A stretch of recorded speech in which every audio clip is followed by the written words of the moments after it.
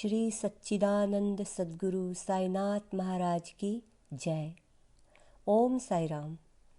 मैं साईं पूजा चैनल से उषा जोशी आप सभी सुनने वाले बाबा के लाडले बच्चों का बाबा की तरफ से हार्दिक स्वागत करती हूँ।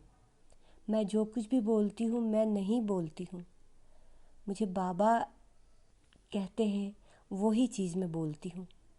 मैंने कुछ भी अपने आप नहीं रचा है। देखो, आज के साईं संदेश में बाबा कितनी तसल्ली सांत्वना देने वाली बात कह रहे हैं, जो कि 25वें अध्याय में दामू अन्ना से कही थी। जब भी और जहाँ भी कहीं भी तुम मेरा स्मरण करोगे, मैं तुम्हारे साथ ही रहूँगा। आपको पता है बाबा कहाँ रहते हैं? बाबा शिरडी में रहते हैं? नहीं, 11वें अध्याय में हेमांड पंत जी ने स्पष्ट कहा है कि वे तो भक्तों के समीप ही रहते हैं। आप सभी समझते हैं कि हेमांड पंत जी ने उपरोक्त बात अपने मन से कही है? बिल्कुल नहीं। बाबा ने उन्हें, जब उनको साईं चरित्र रचने की प्रेरणा हुई, तब बाबा ने उनसे यही कहा था कि मैं स्वयं अपना चरित्र तुमसे लिखवाऊंगा। तो जो भी चरित्र में हेमांड पंत जी लिख रहे हैं, वे तो सिर्फ बाबा की कलम है, बाबा की लेखनी है, बाबा का पेन है, जो कि हेमांड पंत जी ने अपनी उंगलियों में पकड़े रखा है। ठीक है ना? लिखाने वाले तो स्वयं साईं हैं। साईं ने तो हेमांड पंत को स्वयं की बात लिखने का माध्यम बनाया था। साईं तो ईश्वर का अवतार है। जो भी उनके शरणागत होगा उस पर अवश्य अवश्य कृपा करेंगे।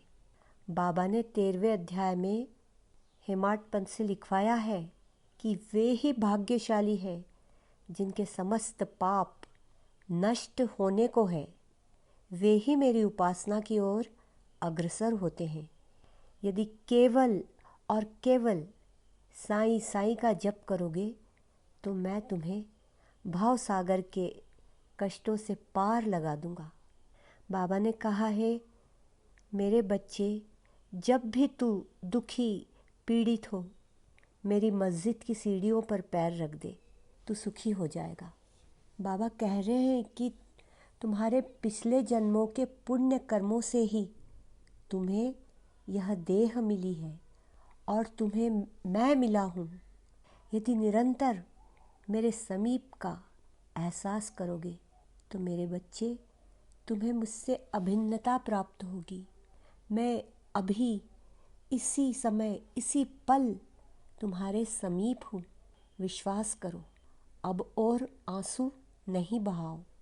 कभी कभी हमारे काम में कुछ देरी हो जाती है, हम और निराश हो जाते हैं कि अब तो कोई रास्ता दिख नहीं रहा है, क्या करें? साईं बाबा रास्ता दिखाओ, बाबा बस बाबा रास्ता दिखाओ। और देखो, बाबा पर छोड़ा नहीं कि लो, बाबा अपने सटके से सभी दुखों को मार मार कर आपका पथ, आपका रास्ता क्लियर कर देते हैं। अर्थात समाधान ज़रूर मिलता है, बिल्कुल मिलता है, पक्की बात है। आज के आज ही, अभी के अभी एक बार बाबा की बैठने की शिला पर अपना माथा तो रखो, मात्र काल्पनिक रूप से, और लो, बाबा ने आपको अपनी बाहों में उठा लिया। बाबा की शिला बहुत चमत्कारी है। चाहे हम वास्तविक रूप से उस शिला के समक्ष नहीं हैं, क्योंकि हर समस्या पर शिरडी तो जाया नहीं जा सकता है ना, क्योंकि कई भक्तों के घर शिरडी से हज़ारों माइल दूर है और समस्या परेशानी तो मानव के साथ लगी हुई है जब से इस दुनिया में उसने जन्म लिया है। परंतु याद रखो, जहाँ समस्या है वहाँ निदान के लिए बाबा सटका और अपनी झोली लिए आपके समक्ष है। मात्र अनुभव करो, बाबा ने आपको मुक्त कर दिया, तो जहाँ समस्या है उस समस्या रूपी राक्षस का संहार करने के लिए साईं है। क्योंकि स समस्या का और स साईं राम का, तो साईं राम डबल हो गए ना।